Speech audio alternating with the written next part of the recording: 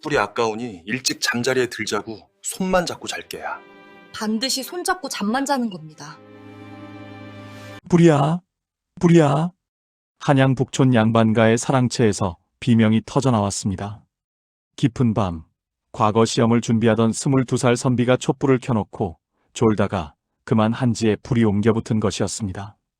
순식간에 번진 불길은 사랑채를 집어삼켰고 3대에 걸쳐 모아온 서책 수백 권이 재로 변했습니다. 그날 밤의 화재로 그 집안은 빚더미에 앉았고 선비는 과거 시험을 포기해야 했습니다. 조선시대 사람들에게 밤은 두려움의 시간이었습니다. 해가 지면 세상은 칠흑 같은 어둠에 잠겼고 그 어둠을 밝히기 위한 불은 언제나 위험과 함께 왔습니다.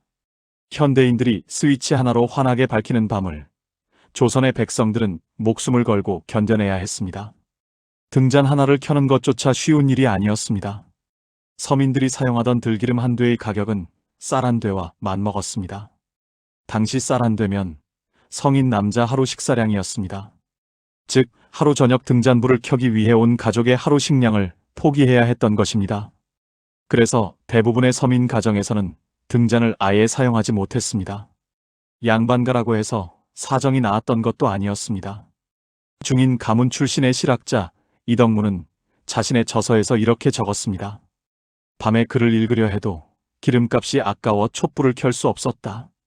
조선 후기 한양의 물가 기록을 보면 밀랍초 한 자루의 가격이 쌀 서너 되에 달했습니다. 일반 양반가에서도 함부로 촛불을 켤 수 없는 가격이었습니다. 그렇다면 조선의 밤은 얼마나 어두웠을까요? 등잔불 하나가 밝히는 범위는 반경 2m 남짓이었습니다. 그마저도 심지를 자주 다듬어주지 않으면 금세 어두워졌습니다. 촛불은 조금 나았지만 바람이 불면 곧잘 꺼졌고 한 자루로 두세 시간을 버티기 어려웠습니다. 궁궐의 임금조차 밤이 되면 서너 개의 촛불에 의지해야 했습니다. 백성들은 어떻게 밤을 보냈을까요? 대부분의 서민들은 해가 지면 곧바로 잠자리에 들었습니다. 여름철에는 저녁 8시, 겨울철에는 저녁 7시면 온 마을이 잠에 빠져들었습니다. 등잔을 켤 형편이 안 되는 집에서는 달리 선택의 여지가 없었습니다. 어둠 속에서 무언가를 한다는 것은 불가능에 가까웠습니다. 가난한 선비들은 더욱 비참했습니다. 과거 시험을 준비하려면 밤에도 글을 읽어야 했지만 기름값을 감당할 수 없었습니다. 그래서 어떤 이들은 달빛에 의지해 글을 읽었고 어떤 이들은 여름밤 반딧불을 모아 책을 비췄다는 기록도 있습니다. 하지만 대부분은 그마저도 여의치 않아 새벽같이 일어나 공부할 수밖에 없었습니다. 불을 다루는 일은 언제나 긴장의 연속이었습니다. 조선왕조실록에는 화재 기록이 끊임없이 등장합니다. 한양에서만 매년 수십 채의 집이 불에 탔고 큰 화재가 나면 수백 채가 동시에 잿더미가 되었습니다. 목조 가옥에 기름종이를 바른 창호지 그리고 바람. 완벽한 화재의 조건이었습니다. 특히 양반가의 화재는 가문의 몰락을 의미했습니다. 서책과 족보, 문서가 모두 불타면 그 집안의 내력을 증명할 길이 없어졌기 때문입니다. 실제로 선조 25년 한양의 한 명문가에서 밤중에 화재가 발생해 300년 가문의 족보와 문서가 모두 사라졌다는 기록이 있습니다. 그 집안은 이후 몰락의 길을 걸었습니다. 그럼에도 조선의 밤이 완전히 멈춘 것은 아니었습니다. 양반 사대부들은 달밤이면 정자에 모여 시를 짓고 검은고를 탔습니다. 달빛만으로도 충분히 운치를 느낄 수 있었기 때문입니다. 과거 시험을 앞둔 선비들은 목숨을 걸고 밤을 새웠습니다. 촛불 옆에서 졸지 않으려 찬물로 얼굴을 씻어가며 글을 읽었습니다. 민초들에게도 밤은 소중한 시간이었습니다. 낮에는 노동으로 지친 몸을 쉬고 가족끼리 모여 이야기를 나누는 시간이었습니다. 여름밤 마당에 멍석을 깔고 누워 별을 보며 도란도란 이야기를 나누던 그 시간이 오늘날 우리가 잃어버린 여유였는지도 모릅니다. 전기 없던 조선의 밤은 분명 불편하고 위험했습니다. 하지만 그 어둠 속에서도 사람들은 살아갔고 웃었고 사랑했습니다. 불한 점이 귀했기에 그 온기가 더욱 소중했던 시절이었습니다. 날이 아직 밤인데 왜 깨우십니까? 한여름 새벽 4시 양반댁 마당에서 하인의 불만 섞인 목소리가 터져나왔습니다. 하지만 주인 양반은 이미 세수를 마치고 사랑채로 향하고 있었습니다. 동이 트기 시작한 하늘을 보며 양반은 말했습니다. 해가 뜨기 전에 글을 읽어야 하루가 편안하다. 조선시대 사람들에게 태양은 절대적인 시계였습니다. 해가 뜨면 일어나고 해가 지면 잤습니다. 선택의 여지가 없었습니다. 계절에 따라 수면 시간은 극명하게 달랐습니다. 여름철 해가 일찍 뜨는 6월에는 새벽 4시면 동이 텄습니다. 사람들은 그 시각에 맞춰 일어났습니다. 저녁은 해가 완전히 진 뒤인 8시쯤 먹고 9시면 잠자리에 들었습니다. 하루 수면 시간이 겨우 7시간이었습니다. 반면 겨울철 해가 늦게 뜨는 1월에는 새벽 7시가 되어야 날이 밝았습니다. 저녁은 오시면 어두워졌고 6시면 식사를 마쳤습니다. 7시면 온 집안이 잠에 빠져들었습니다. 무려 12시간을 자야 했습니다. 이런 생활 패턴은 신분을 막론하고 모두에게 적용되었습니다. 궁궐의 임금도 해가 뜨면 기상했고 해가 지면 침전으로 돌아갔습니다. 승정원 일기를 보면 겨울철 임금의 조회는 아침 8시에 시작되었고 여름철에는 새벽 6시에 시작되었다는 기록이 있습니다. 신하들은 더 일찍 일어나 궁궐로 향해야 했습니다. 양반 사대부들의 하루는 일찍 시작되었습니다. 새벽같이 일어나 세수를 하고 조상께 문안을 드렸습니다. 이른 아침 식사를 마친 뒤에는 서재에서 글을 읽거나 시를 지었습니다. 점심 식사 후에는 잠시 낮잠을 자고 오후에는 손님을 맞거나 산책을 했습니다. 저녁 식사는 해가 지기 전에 서둘러 마쳤습니다. 밤이 되면 할 수 있는 일이 없었기 때문입니다. 서민들의 하루는 훨씬 더 고되었습니다. 농민들은 동이 트자마자 논밭으로 나가야 했습니다. 여름철 모내기철이면 새벽 4시부터 일을 시작해 해가 질 때까지 허리를 펼 수 없었습니다. 하루 14시간 이상을 노동에 바쳤습니다. 저녁을 허겁지겁 먹고 나면 온몸이 쑤셨습니다. 등잔불을 켤 형편도 안 되었고 피곤에 지쳐 저녁 8시면 골아떨어졌습니다. 상인들도 마찬가지였습니다. 한양시전의 상인들은 해가 뜨면 가게 문을 열었고 해가 지기 전에 서둘러 문을 닫았습니다. 야간 통행 금지 때문에 손님도 없었지만 무엇보다 어두워지면 장사 자체가 불가능했습니다. 물건을 제대로 볼 수도 없고 돈을 셀 수도 없었기 때문입니다. 그러나 가장 비참한 것은 노비들의 삶이었습니다. 양반댁의 노비들은 주인보다 먼저 일어나 불을 지피고 아침 식사를 준비해야 했습니다. 새벽 3시면 부엌에서 일을 시작했습니다. 하루 종일 집안일을 하다가 주인 가족이 잠든 뒤에야 자신들의 저녁을 먹었습니다. 밤 10시가 넘어서였습니다. 수면 시간은 5시간도 채 안 되었습니다. 광산이나 관청에서 일하는 노비들은 더욱 혹독했습니다. 밤을 새워 일해야 할 때가 많았습니다. 촛불도 변변이 없는 어둠 속에서 손에 쥔 송화불 하나에 의지해 일했습니다. 조선왕 조실록에는 이런 기록이 있습니다. 관노들이 밤낮으로 일하다가 탈진에 쓰러지는 일이 잦다. 그들에게는 태양의 리듬도 허락되지 않았습니다.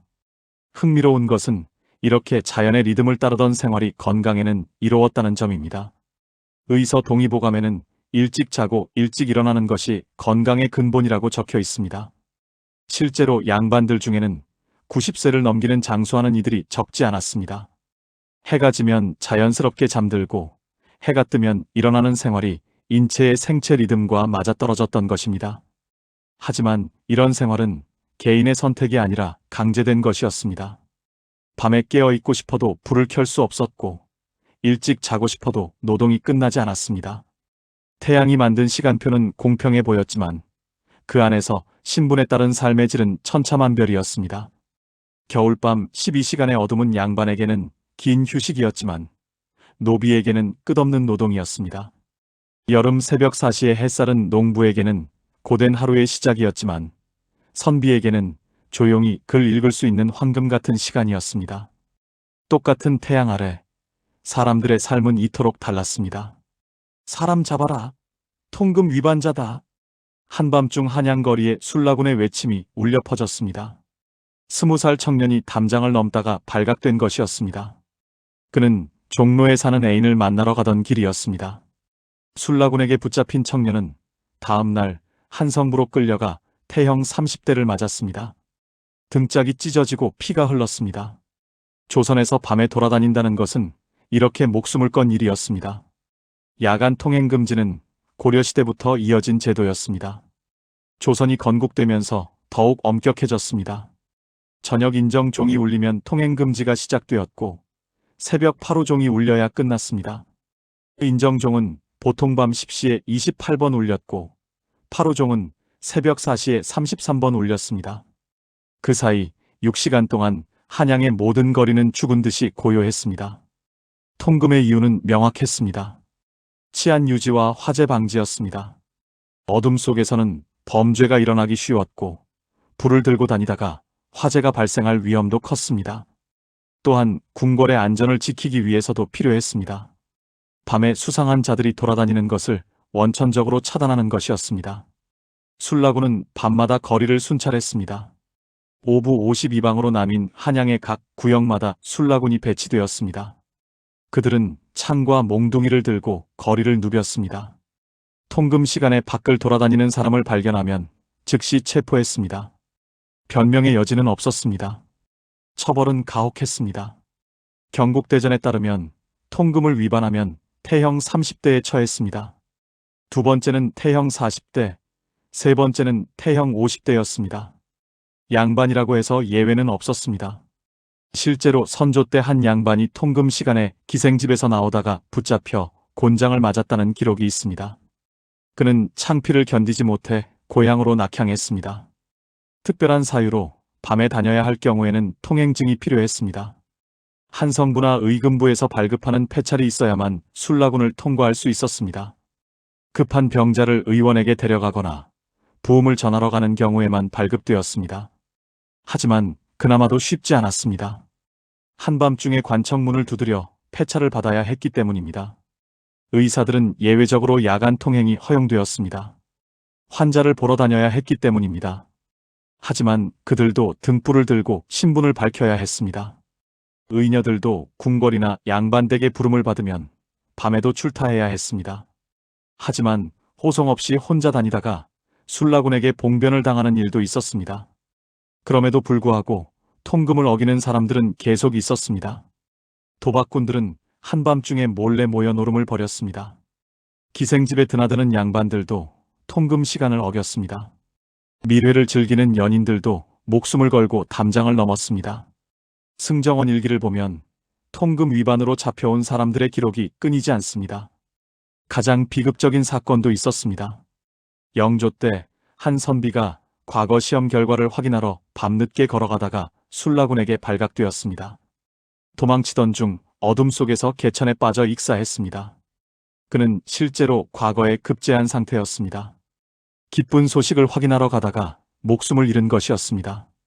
한양뿐 아니라 전국 각 읍에도 통금이 있었습니다. 지방은 한양보다 조금 느슨했지만 기본적으로 밤 9시 이후에는 통행이 금지되었습니다. 마을마다 더벅머리라 불리는 야경꾼들이 돌아다니며 감시했습니다. 수상한 자를 발견하면 호각을 불어 동네 사람들을 깨웠습니다. 통금이 해제되는 특별한 날도 있었습니다. 왕실의 경사나 국가 행사가 있을 때는 밤새 통행이 허용되었습니다. 정월대보름이나 단오 같은 명절에도 통금이 풀렸습니다. 그날은 백성들이 거리로 나와 등불을 켜고 놀았습니다. 1년에 몇 번 없는 자유의 밤이었습니다. 하지만 대부분의 밤은 금지된 시간이었습니다. 인정종이 울리면 모든 사람은 집 안으로 들어가야 했습니다. 거리는 술라군의 발소리만 메아리 쳤습니다. 밤은 국가가 통제하는 시간이었고 개인의 자유는 해가 뜰 때까지 유예되었습니다. 조선의 밤은 그렇게 법으로 감금되어 있었습니다. 도련님, 기름이 떨어졌습니다. 한밤중 양반댁 사랑채에서 하인이 조심스럽게 말했습니다. 촛불 밑에서 글을 읽던 도련님은 짜증스럽게 손을 내저었습니다. 어서 가져오지 못할까? 하인은 급히 광으로 달려가 새 촛불을 가져왔습니다. 그리고 마음속으로 생각했습니다. 저 촛불 하나면 우리 식구가 사흘은 먹을 수 있을 텐데. 조선의 밤은 신분에 따라 완전히 다른 세상이었습니다. 양반가의 밤은 그나마 밝았습니다. 사랑채에는 촛불이 켜져 있었고 안채에는 등잔불이 있었습니다. 부잣집은 밀랍으로 만든 양초를 썼습니다. 깨끗하게 타고 그 흐름도 적었습니다. 한 자루에 쌀 서너 대 값이었지만 양반들은 아무렇지 않게 사용했습니다. 밤에 글을 읽고 시를 짓고 손님과 담소를 나눴습니다. 과거 시험을 준비하는 선비들은 밤을 새웠습니다. 3경, 4경까지 책을 놓지 않았습니다. 촛불이 떨어지면 즉시 새 것으로 갈아 끼웠습니다. 졸음이 오면 찬물로 얼굴을 씻었습니다. 집안에서 전폭적으로 지원했습니다. 과거에 급제하려면 기름값을 아껴서는 안 된다는 것이 양반가의 불문율이었습니다. 한양의 명문가에는 서재에 수백 권의 책이 있었습니다. 그 책들을 밤에도 마음껏 읽을 수 있었습니다. 이것이 바로 양반의 특권이었습니다. 지식은 빛과 함께 왔고 빛은 돈으로 살 수 있었습니다. 밤에 공부할 수 있는 자와 없는 자의 차이는 곧 신분 상승의 가능성을 결정했습니다. 중인 집안은 애매했습니다. 기술직이나 역관, 의관 집안은 경제적으로 여유가 있었습니다. 하지만 양반만큼 촛불을 마음껏 쓸 수는 없었습니다. 아들이 과거 공부를 할 때만 촛불을 켰고 그 외에는 아껴 썼습니다. 어머니들은 밤늦게까지 바느질을 하면서도 등잔심을 최대한 낮췄습니다. 기름 한 방울이 아까웠기 때문입니다. 평민들의 밤은 거의 칠흑이었습니다. 농민집에는 등잔이 하나 있었지만 1년에 몇 번 켜지 못했습니다. 명절이나 관원상제 때만 기름을 사서 불을 밝혔습니다. 평소에는 해가 지면 온 가족이 잠자리에 들었습니다. 어둠 속에서 할 수 있는 일은 없었습니다. 가난한 선비의 이야기는 더욱 가슴 아팠습니다. 재능은 뛰어났지만 집안이 가난해 기름을 살 수 없었던 선비들이 많았습니다. 그들은 달빛의 의지에 글을 읽었습니다. 달이 없는 밤에는 아예 책을 펼칠 수 없었습니다. 과거 시험은 3년마다 있었지만 준비할 시간은 낮 시간뿐이었습니다. 실제로 조선 후기 실학자 박지원의 글에 이런 이야기가 나옵니다. 가난한 선비가 과거 공부를 하다가 기름값을 감당하지 못해 포기했다는 내용입니다.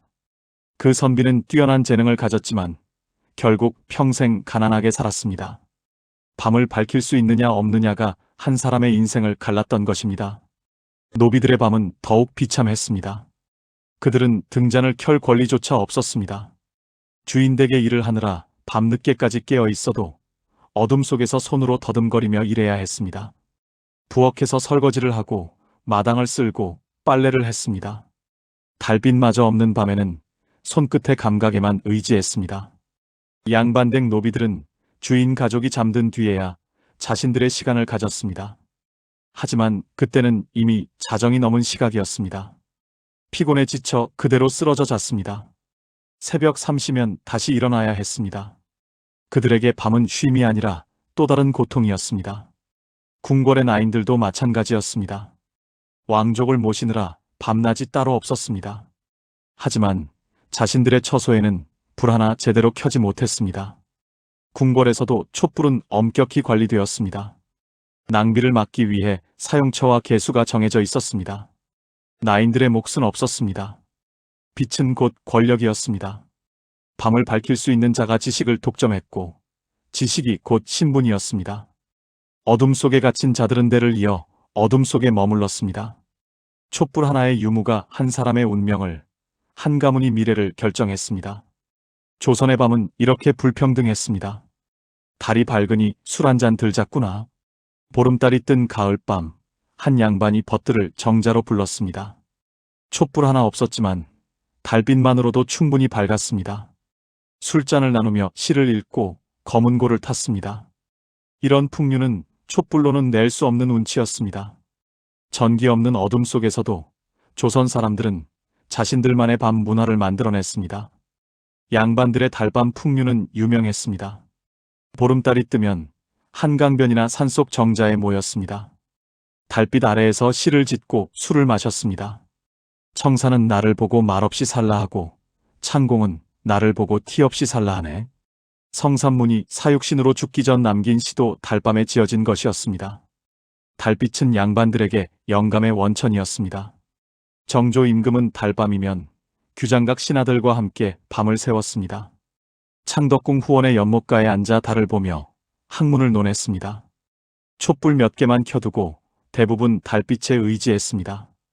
임금조차 달빛을 즐겼던 것입니다.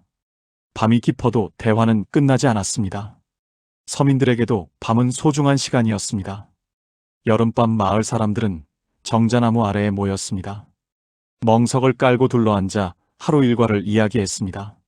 누가 논에서 뱀을 봤다느니, 어느 집에 아들이 태어났다느니, 도란도란 이야기꽃을 피웠습니다.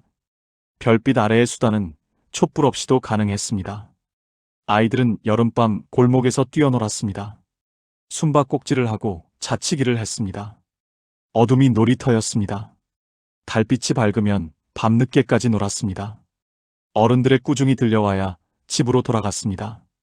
전기 없는 밤이 오히려 아이들에게는 신비로운 모험의 시간이었습니다. 겨울밤은 다른 문화가 있었습니다. 온 가족이 온돌방에 모여 앉았습니다. 할머니는 옛날 이야기를 들려주었습니다. 도깨비 이야기, 여우 이야기, 효자 이야기. 아이들은 눈을 반짝이며 들었습니다. 이야기가 무서우면 어머니 품에 파고들었습니다. 촛불 하나 없는 어둠 속이었지만 가족의 온기가 있었습니다. 여인네들은 겨울밤 바느질을 했습니다. 창문으로 들어오는 달빛에 의지했습니다. 손끝의 감각으로 바늘을 움직였습니다. 이웃집 아낙네들이 모여 수다를 떨며 바느질하는 것이 유일한 사교 활동이었습니다. 가난해서 등잔을 켤 수 없었지만 함께 모이면 외롭지 않았습니다. 명절 밤은 특별했습니다. 정월대 보름이면 온 마을에 달집을 태웠습니다. 거대한 불기둥이 하늘로 치솟았습니다. 사람들은 그 불빛 주위에서 춤을 추고 노래를 불렀습니다. 1년 중 가장 밝은 밤이었습니다. 가난한 집에서도 이날만큼은 기름을 사서 등불을 밝혔습니다. 단오날 밤에는 그네를 띄고 씨름을 했습니다. 횃불을 밝혀 밤늦게까지 축제가 이어졌습니다. 처녀 총각들은 이날을 기다렸습니다. 몰래 눈빛을 주고받고 인연을 맺었습니다. 1년에 몇 번 없는 밤이 허락되는 날이었습니다. 혼례 전야에는 양가에서 잔치를 벌였습니다. 횃불과 등불을 환하게 밝혔습니다. 하루 기름값이 쌀 몇 가마니에 달했지만 아무도 아까워하지 않았습니다. 평생 한 번뿐인 날이었기 때문입니다. 가난한 집안도 돈을 빌려서라도 등불을 밝혔습니다. 초상이 났을 때도 밤새 불을 밝혔습니다. 조문객들이 밤새 찾아왔고 유족들은 잠을 자지 않았습니다. 상여가 나가는 날까지 등불을 끄지 않았습니다. 죽음 앞에서만큼은 밝음이 허락되었습니다. 어둠이 두려운 것이 아니라 혼자 남겨지는 것이 두려웠기 때문입니다. 시골 마을에는 또 다른 밤 문화가 있었습니다. 두레를 짠 청년들이 밤에 모여 농악을 연습했습니다. 달빛 아래 꽹과리와 장구 소리가 울려 퍼졌습니다. 보름달이 뜨면 마을 사람들이 모두 나와 구경했습니다. 가난했지만 흥은 있었습니다. 전기 없던 조선의 밤은 분명 불편했습니다. 하지만 그 어둠 속에서 사람들은 함께 모였고 이야기를 나눴고 웃었습니다. 촛불 하나로도 가족의 얼굴을 볼 수 있었고 달빛 하나로도 친구와 술을 마실 수 있었습니다. 어쩌면 밝은 불빛보다 더 소중한 것은 어둠 속에서 서로를 찾는 마음이었는지도 모릅니다. 조선의 밤은 그렇게 불편하지만 따뜻했습니다. 여러분, 지금까지 우리는 전기 없던 조선시대 밤의 모습을 살펴보았습니다. 촛불 하나를 켜기 위해 온 가족의 하루 식량을 포기해야 했던 서민들, 밤 십시 통금종이 울리면 집 안으로 숨어들어야 했던 사람들, 신분에 따라 빛을 누릴 수 있는 자와 없는 자로 나뉘었던 불평등한 밤. 그 시절 사람들에게 밤은 참으로 고되고 두려운 시간이었습니다. 하지만 놀라운 것은 그 불편하고 어두운 밤 속에서도 사람들은 살아갔고 사랑했고 웃었다는 사실입니다. 촛불 하나 없는 어둠 속에서도 가족들은 온돌방에 모여 할머니의 옛날 이야기에 귀를 기울였습니다. 달빛만으로도 이웃들은 정자나무 아래 모여 하루 일과를 나누며 웃었습니다. 명절이면 온 마을이 함께 모여 횃불을 밝히고 춤을 추었습니다. 오늘날 우리는 스위치 하나로 밤을 낮처럼 밝힙니다. 24시간 편의점이 있고 밤새도록 일할 수 있고 언제든 외출할 수 있습니다. 조선시대 사람들이 꿈꾸던 세상입니다. 우리는 정말 행복한 시대를 살고 있습니다. 그런데 문득 이런 생각이 듭니다. 우리는 밝은 세상을 얻었지만 무언가를 잃은 것은 아닐까요? 각자의 방에서 스마트폰을 보며 밤을 보내는 가족들, 얼굴 한 번 마주보기 어려운 이웃들, 혼자 편의점 도시락으로 저녁을 때우는 사람들. 우리의 밤은 밝아졌지만 마음은 더 외로워진 것은 아닐까요? 조선시대 사람들은 어둠 속에서 서로를 더 가까이 찾았습니다. 불편했기에 함께 모였고 어두웠기에 서로의 온기에 의지했습니다. 촛불 하나의 소중함을 알았고 달빛 하나에도 감사했습니다. 물질은 부족했지만 마음은 풍요로웠습니다. 여러분, 오늘 저녁집에 돌아가시거든 잠시 불을 끄고 가족과 함께 앉아보시는 건 어떨까요? 어둠 속에서 서로의 목소리에 귀 기울여 보십시오. 조선시대 사람들이 그랬던 것처럼 따뜻한 대화를 나눠보십시오. 밝은 세상에서 잃어버린 소중한 것을 잠시 어둠 속에서 다시 찾을 수 있을지 모릅니다. 진정한 밝음은 불빛이 아니라 서로를 향한 마음에서 나오는 것이니까요.